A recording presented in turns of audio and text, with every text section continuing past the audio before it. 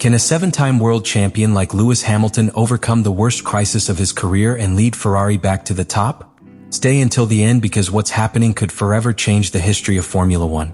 Lewis Hamilton arrived at Ferrari with a historic burden on his shoulders. It wasn't simply a change of team, it was the move many had dreamed of for years, the seven-time world champion's attempt to return Maranello to the glory it hadn't consistently experienced since the Michael Schumacher era. The announcement of his signing unleashed a wave of worldwide enthusiasm, but it also established a brutal measuring stick. Anything less than immediate success would be considered a resounding failure. From the very first Grand Prix in Australia, the contrast between expectation and reality was painfully evident. Hamilton was not only battling against rivals on the track, but also against a car concept that seemed designed for other reflexes, other driving sensibilities. The SF25, the product of years of evolution based on a technical DNA focused on maximizing Charles Leclerc's strengths, presented an extremely narrow operating window, particularly regarding tire temperature management and late braking stability. Lewis, accustomed to the progressive power delivery and more communicative front end of the Mercedes cars, immediately encountered erratic behavior in the corner entry zones. The car's lack of precise communication complicated every attempt by Hamilton to impose his aggressive yet fluid style. More than once, in practice and qualifying, it was possible to observe how he suddenly lost the front axle, forcing him to make corrections that compromised not only his speed but also his confidence, a crucial intangible for any elite driver. It wasn't just a matter of lap times, it was a matter of feeling, and those feelings in his new environment were unfamiliar and uncomfortable. The pressure increased with every kilometer covered. Ferrari, as an institution, does not allow for long adaptations. The passion of the fans, the ferocity of the Italian press, and the weight of a glorious history turned into a memory placed a constant spotlight on Hamilton. Every qualifying session, every race, was analyzed with a level of scrutiny that no other driver faced on the 2025 grid. The lowest point came at the Saudi Arabian Grand Prix, where the performance gap between Hamilton and Leclerc became impossible to hide.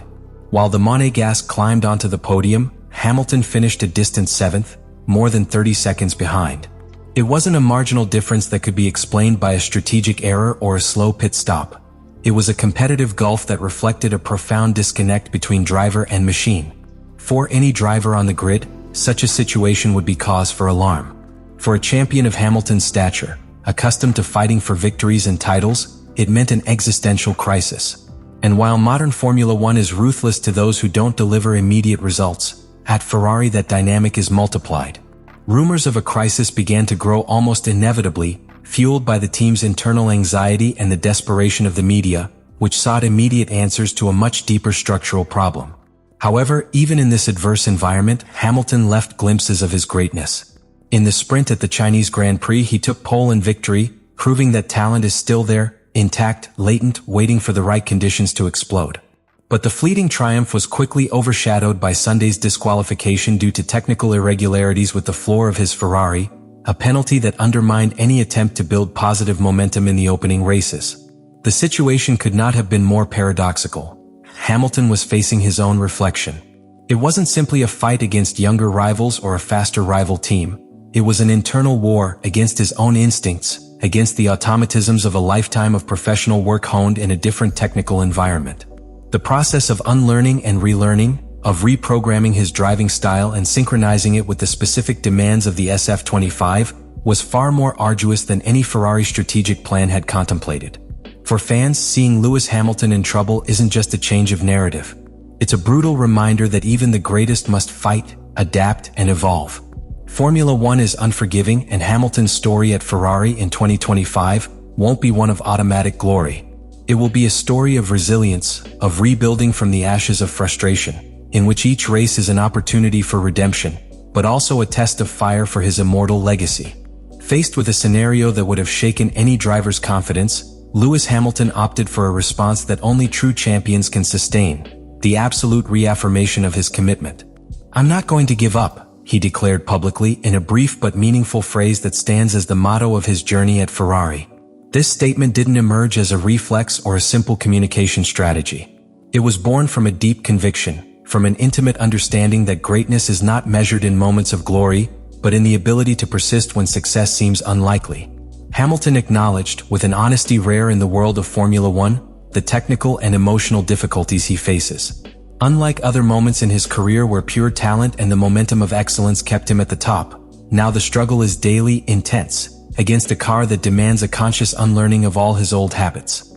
It is no small challenge.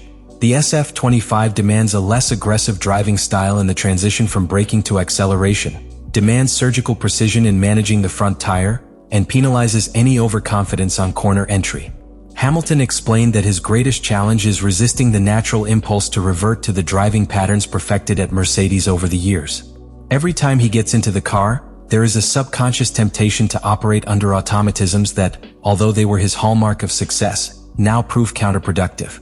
Every free practice, every qualifying session, every race stint becomes an exercise in mental reprogramming, where the Briton battles not only against external rivals, but also against the echoes of his own past. This level of self-awareness and will to transform is a rarity, even among the best. Many champions, faced with such radical adverse circumstances, choose denial or nostalgia as a refuge. Hamilton, on the other hand, opts for hard work and methodical adaptation, aware that history will not remember how many times he fell, but rather how and when he managed to get back up. At this point in his career, Hamilton isn't simply looking to add another championship to his trophy cabinet. He's in pursuit of something far more complex and valuable, proving that resilience and evolution are qualities as important as pure speed. His legacy will not be defined solely by the records he already holds, but by his ability to reinvent himself during one of the most challenging moments in recent Formula One history. Meanwhile, rumors of an early retirement have continued to grow. Voices like Ralf Schumacher's have openly suggested that Hamilton could consider ending his career if results don't improve soon. External pressure is fueled by every strategic error Ferrari makes, every qualifying session below expectations, every race where a podium finish becomes a mirage. However, for Hamilton, the decision to continue isn't based on external noise. It's based on an inner conviction, on the certainty that there is still a story to be written in red, even if the road to it is more tortuous than he ever imagined. The relationship between Hamilton and Ferrari is not simply that of a driver and his team. It is a symbolic struggle for redemption. For Ferrari, it is to regain its status as a world reference. For Hamilton, it's proving that age doesn't limit one's ability to adapt or one's ambition. Every race Sunday, every lap of the circuit, isn't just a matter of scoring points.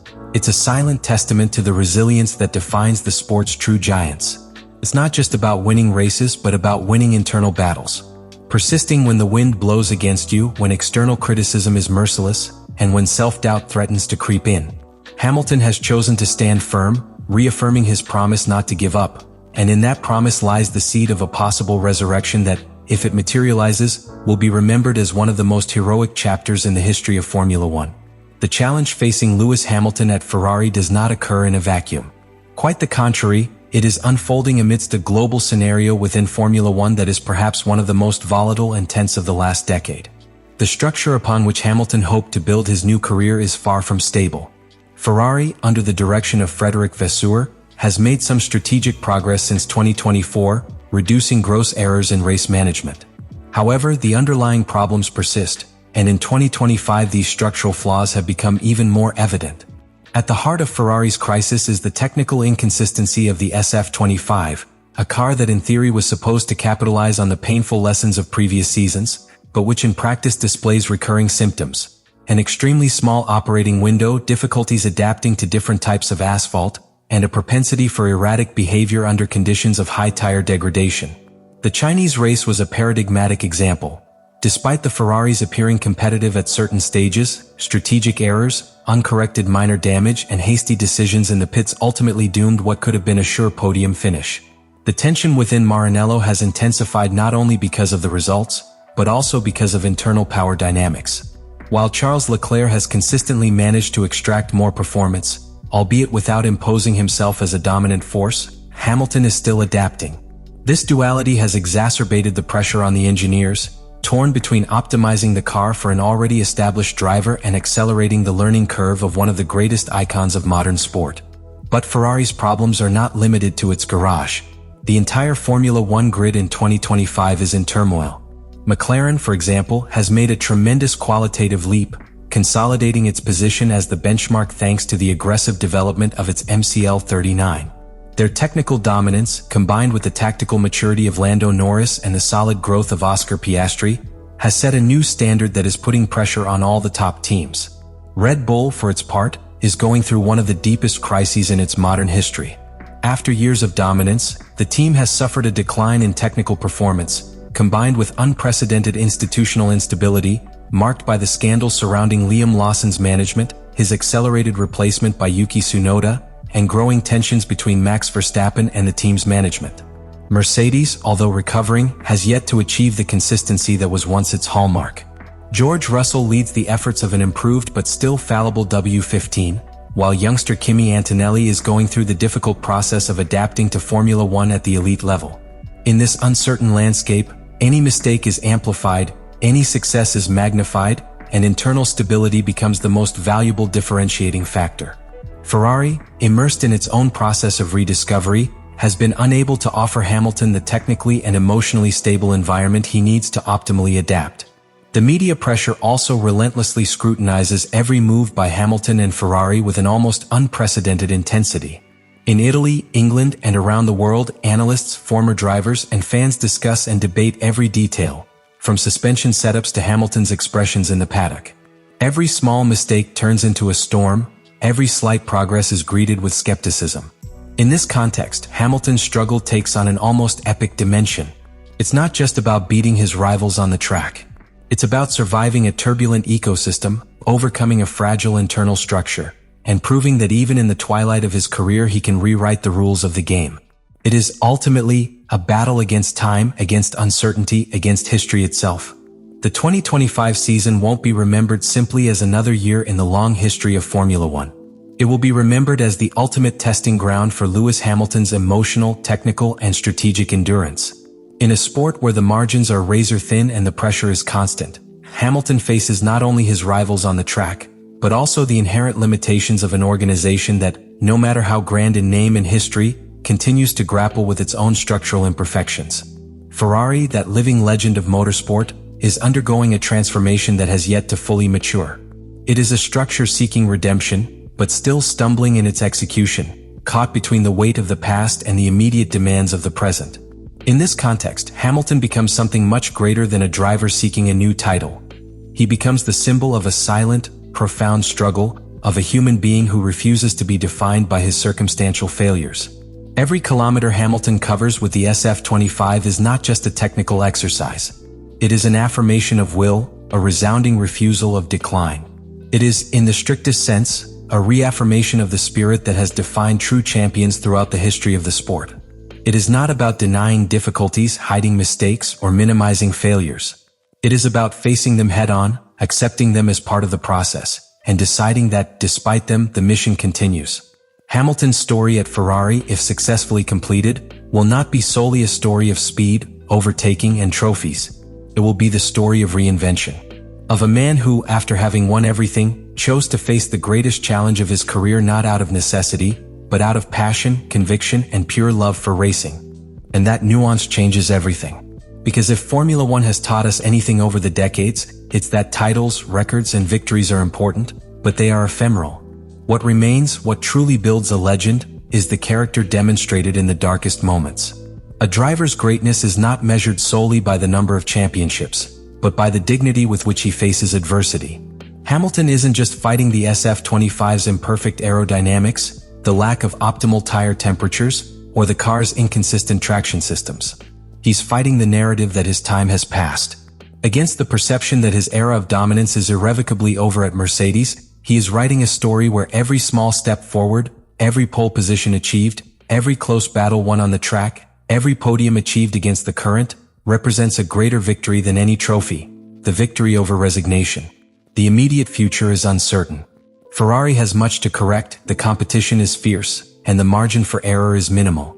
But one thing is clear: Lewis Hamilton has chosen to keep fighting.